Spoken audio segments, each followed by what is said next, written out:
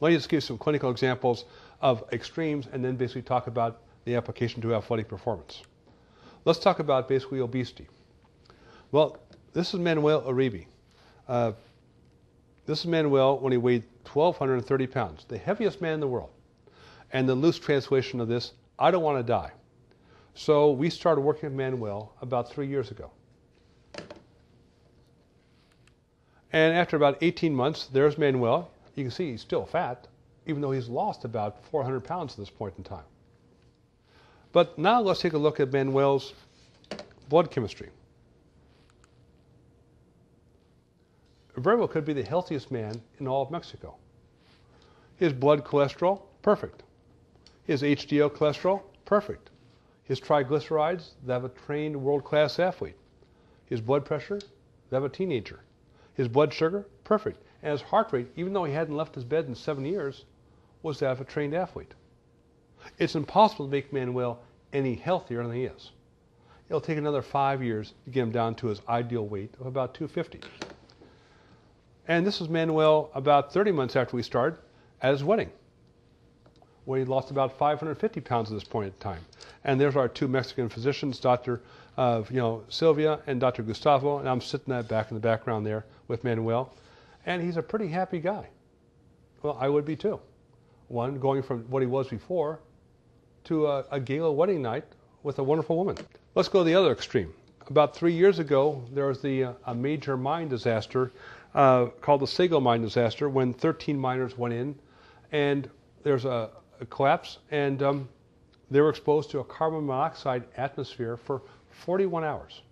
No human being had ever been exposed to that much carbon monoxide for that long a period of time.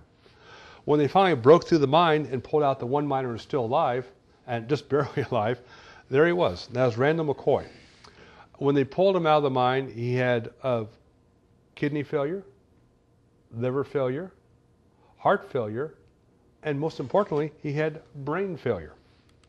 In fact, that's his brain right there, and there is no white matter in the brain to speak of. It had been destroyed by inflammation, being exposed to that carbon monoxide for 41 hours. So Randall's prognosis was, slim and none. His neurosurgeon called me up right after they pulled him out. He said, "I believe in fish oil. How much should we give him?" Well, I said, "You're going to give him a lot." He said, "Well, how much?"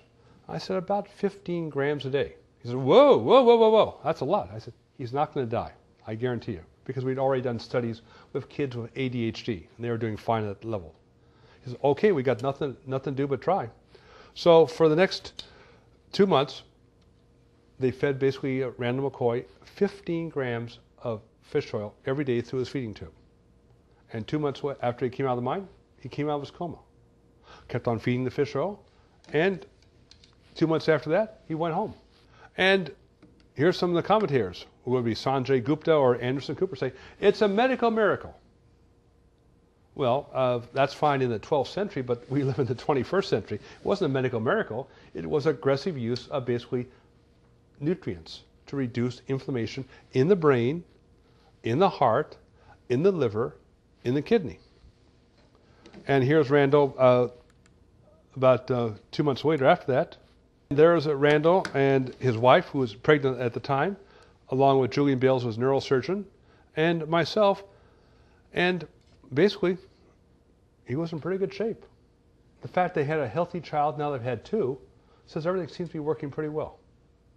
So it wasn't a medical miracle. It was basically a very lucky phone call I got from Julian to say how much fish oil and what quality fish oil should I use to rebuild his complete body, from the brain to the heart to the liver to the kidney.